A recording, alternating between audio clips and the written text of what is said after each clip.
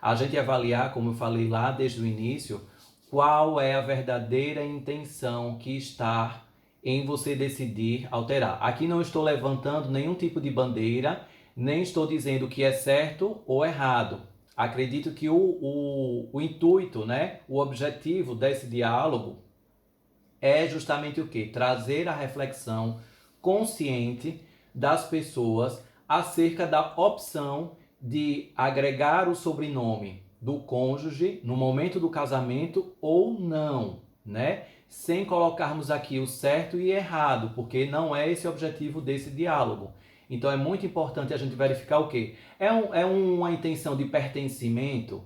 Eu quero pertencer àquela família que eu julgo que seja melhor, que seja mais agradável, que seja mais rica do que a minha. Então, às vezes, são crenças que estão por trás das minhas falas, dos meus comportamentos e que eu devo sim avaliar. Porque isso daí, energeticamente, né? Aqui, Kátia Lima perguntou quais são os efeitos, né? Desse acréscimo desse sobrenome. Então, primeiramente, o quê? Muitas vezes, quando a gente acrescenta um sobrenome, a gente retira um sobrenome também que já estava no nosso nome, né?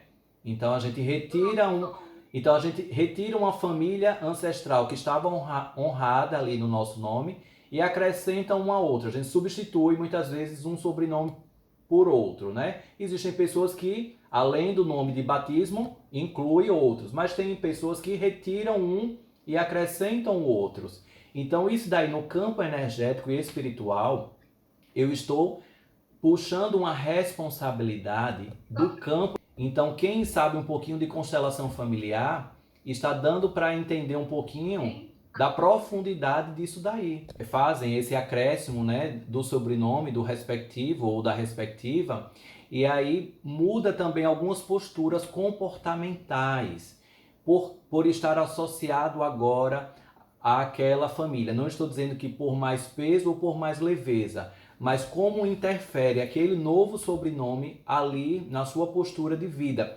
Isso daí muitas vezes de forma inconsciente, porque você efetivamente passa a fazer parte daquela família ratificada pelo sobrenome. Então toda a carga ancestral vem para você também, né? Então assim, isso daí precisa ser refletido e ser optado de maneira consciente e não mais automático, porque não é mais obrigatório, né? Então, não sendo mais obrigatório, não sendo caso logo recebo um sobrenome, então trouxe essa liberdade para todos nós, ao querermos casar, verificar efetivamente qual a necessidade de associar, né?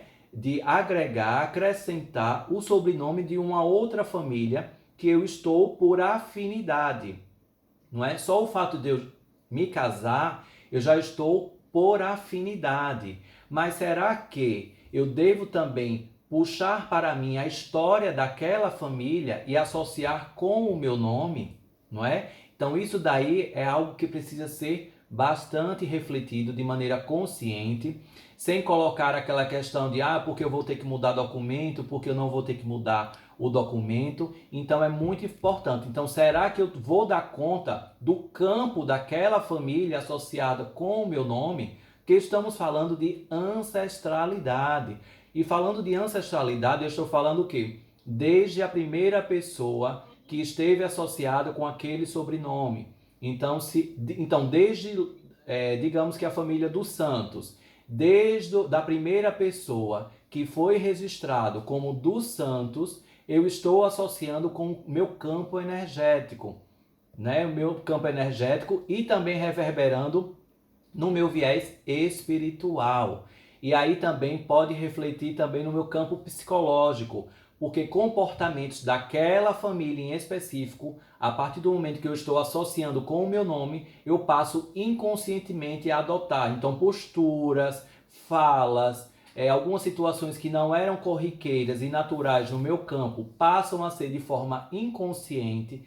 Então, isso daí é um assunto muito importante, porque às vezes as pessoas ficam somente congeladas na questão que da vaidade, de querer associar o nome, de se sentir pertencente, ou seja, para que eu esteja casado, logo eu tenho que estar com o sobrenome daquele meu dono, né? Porque a gente vai para a situação do patriarcado. Então, no patriarcado, a mulher era submissa, logo tinha que ter ali o registro de quem era o proprietário dela. É tanto que ela não tinha vez nem voz para nada.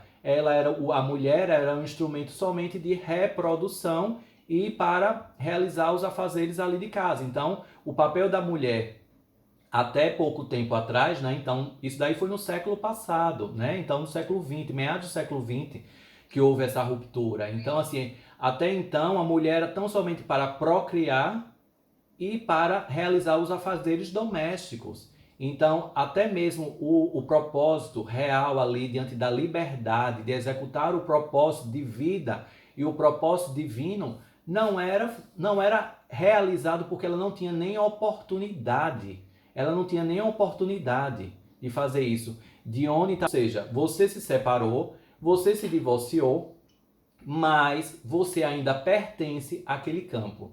Então isso daí é muito importante, porque quando a gente estuda o campo energético e espiritual, isso daí vem com muita força.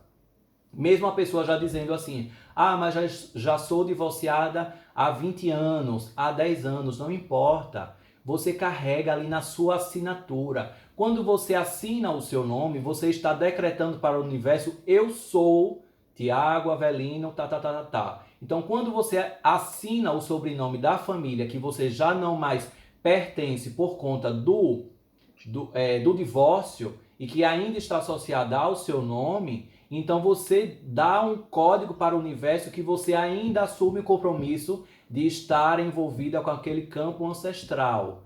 Então, quando nós assinamos o nosso nome, ali é muito importante. Ali é muito importante, porque quem eu sou e com os ancestrais que eu honro, respeito e carrego comigo está na minha assinatura.